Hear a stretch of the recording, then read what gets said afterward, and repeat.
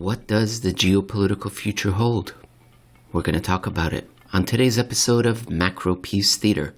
I'm your narrator, Emil Kalinowski. Our Madame Simza, our soothsayer, our crystal ball divination interpreter, will be George Friedman, who is the head of Geopolitical Futures. And he wrote an article recently that is called Forecasting Time. It was posted on the 25th of October, 2021, just a few days short of Halloween. You can find all of George's work at Geopolitical Futures. We're going to be taking a brief look at the regions and the topics that George thinks are important for the year ahead. And by default, he will not be mentioning some regions. And those regions are not as important. This is the first step in a prediction for the year ahead. Around November each year, we at GPF begin our forecasting process for the coming year.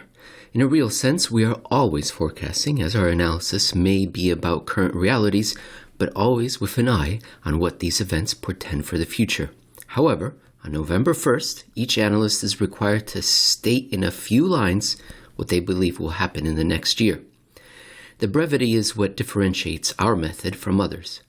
Most geopolitical forecasts include so many caveats that success is guaranteed.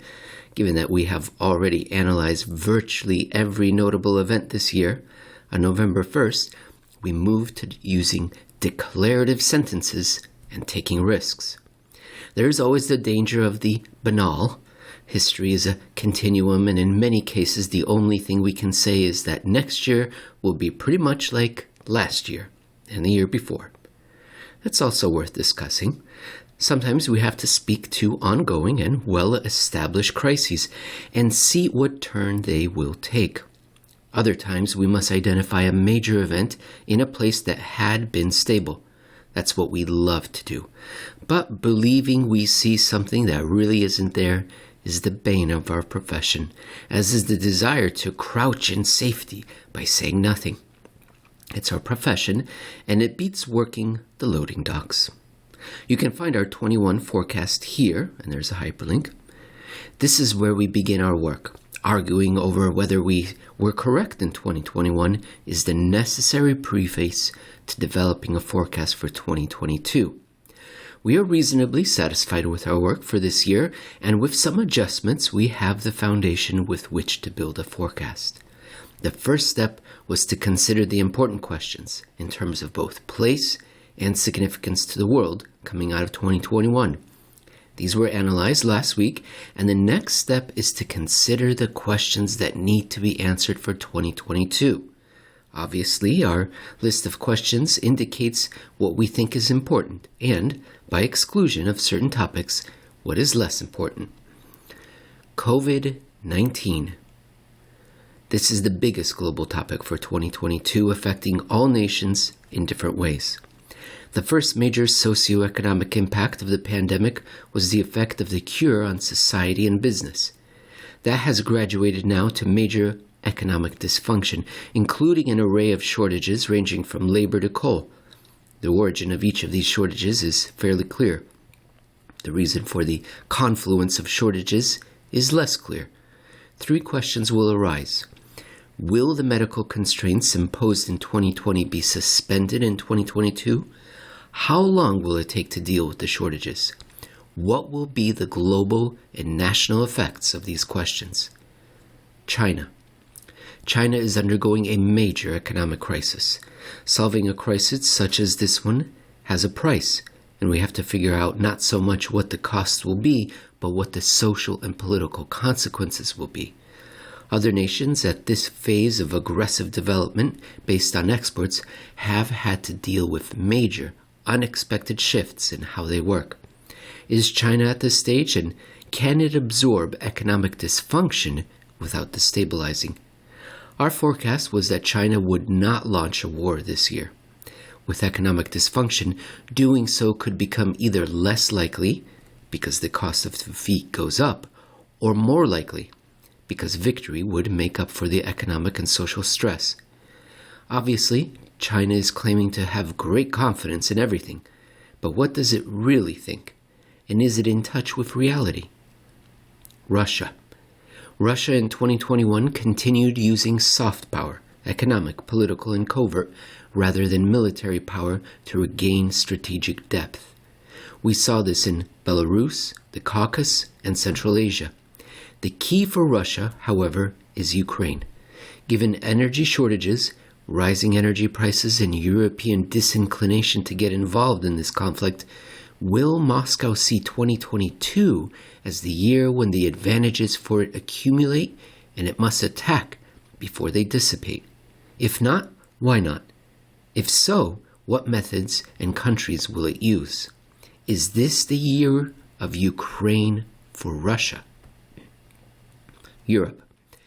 The Europeans appear simultaneously committed to the European Union's current structure and unable to deal with the fundamental problems.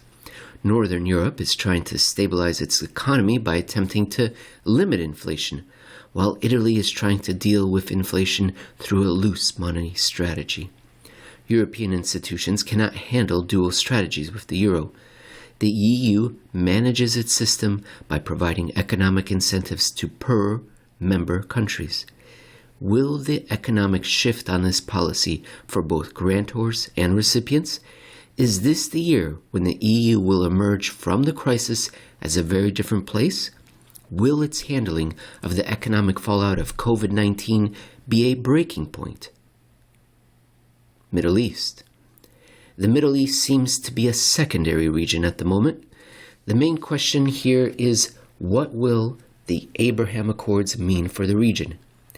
The amazement over their signing is over, and we need to figure out what the substance is. More important is what Turkey, a major regional power, will do to improve its economy and build regional power. There is an assumption that nothing will happen until President Recep Tayyip Erdogan retires. Assuming that the fate of one man determines the fate of a nation runs counter to geopolitics. Ignoring the personnel issue, what might Turkey do in 2022 to reverse its fortunes? United States. As with other countries in the world, the United States' primary geopolitical issue is whether and when the range of shortages can be resolved and how much damage they will do to the American economy and social stability.